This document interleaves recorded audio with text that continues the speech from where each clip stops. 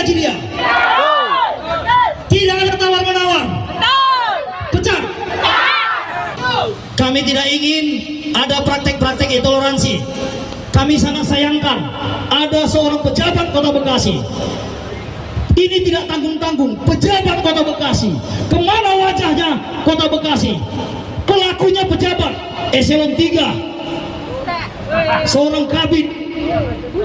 Saya harap pemerintahan Kota Bekasi tegas. Tidak ada tempat, tidak ada ruang bagi ASN yang melakukan tindak-tindakan rasis intoleransi. Dia lupa puluhan tahun dia makan uang rakyat.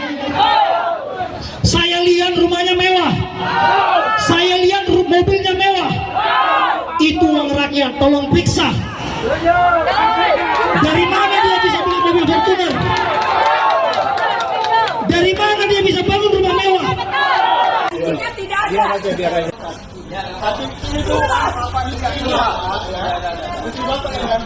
Istri Bapak yang ganggu kami. Ibadah itu hak kita loh. Iya, kan tempatnya. Tempat ibadah itu harus ada izin. Harus ada izin. Bapak minta izin. Aduh, Bapak memfasilitasi orang yang intoleran. Orang dilayar.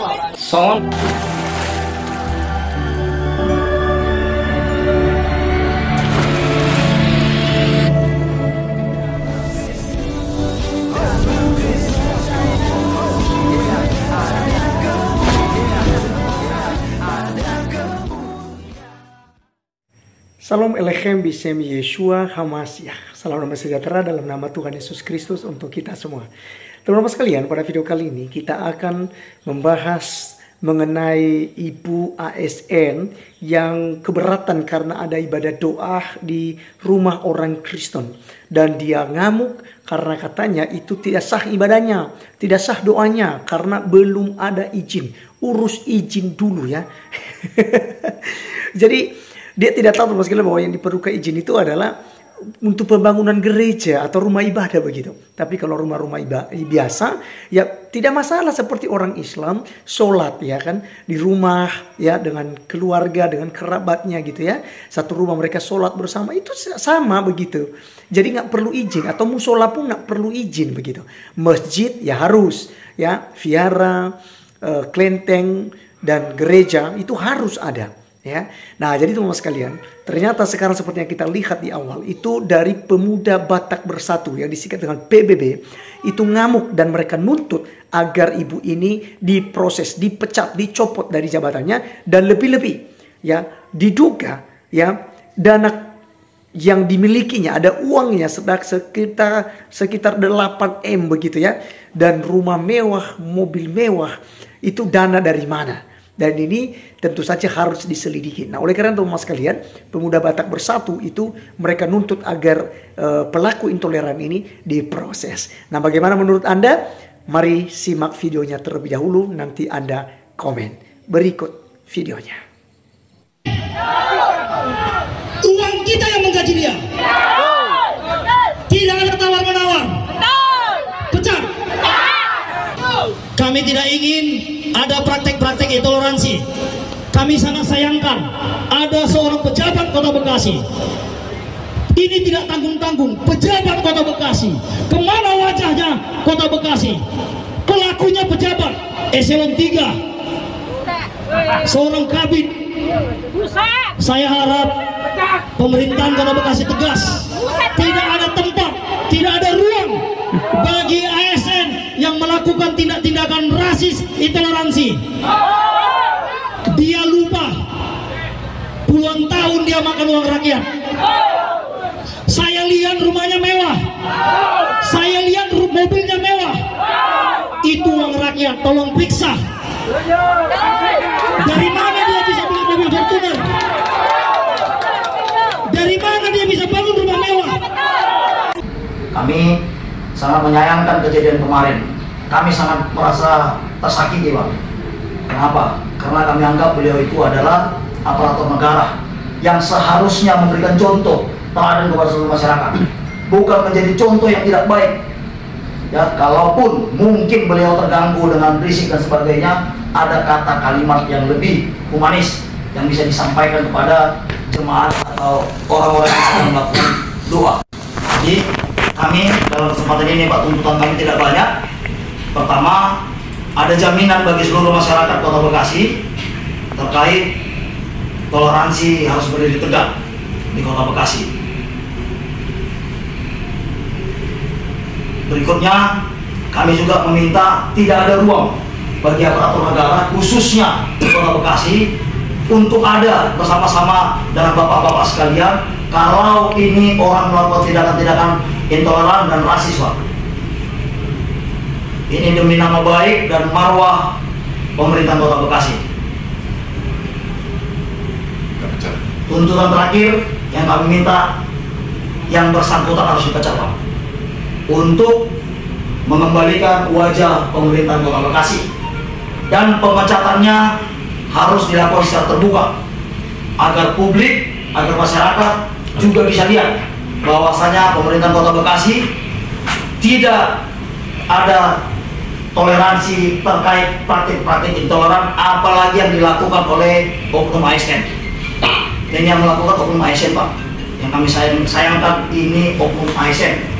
Jadi ini yang bisa kami sampaikan ke Bapak Ibu sekalian. Kami menunggu kabar baiknya, Pak, beliau dipecat. Saya pastikan jika tidak ada kabar itu, tentu kami akan datang dengan jumlah massa yang lebih besar, Pak. Saya bukan mengancam, mohon maaf, tapi ini adalah permintaan. Ya, bukan hanya permintaan PBB. Bapak bisa lihat mungkin di medsos. Saya pantau media sosial pemerintahan Kota Bekasi diserang habis-habisan, Pak, sama netizen, Pak. Ya, diserang habis-habisan. Ya, saya tidak mau Pak Wali Kota yang memimpin pemerintahan saat ini dianggap tidak tegas, Pak. Kami juga tidak mau, karena Bapak adalah pimpinan kami. Saya warga Kota Bekasi, Pak. KTP saya di Bintara, Pak. Jadi saya warga Bapak. Jadi kami tidak mau pemimpin kami di sini, wali kota kami di sini itu menjadi bulan-bulanan netizen, karena ada tingkah laku oknum. Jadi sekali lagi kami tegaskan, oknum tersebut harus dipecat, Pak. Dan dalam kesempatan ini juga ada FKUB, Bapak FKUB, ayo Pak, kami juga dilibatkan dalam menjaga ketenangan dan toleransi di Kota Bekasi. Kami siap, Pak, dan ada tempat. Dan tanpa diperintah juga kami sudah melaksanakan itu, Pak.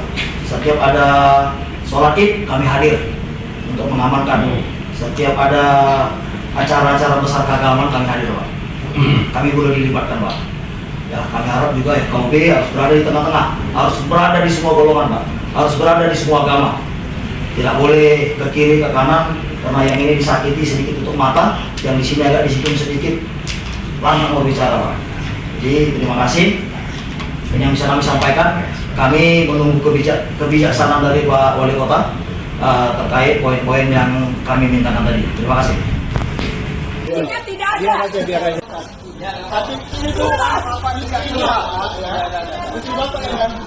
Istri Bapak yang ganggu kami. Ibadah itu hak kita loh. Iya, kan tempatnya. Tempat ibadah itu harus ada izin. Kita mau berdoa.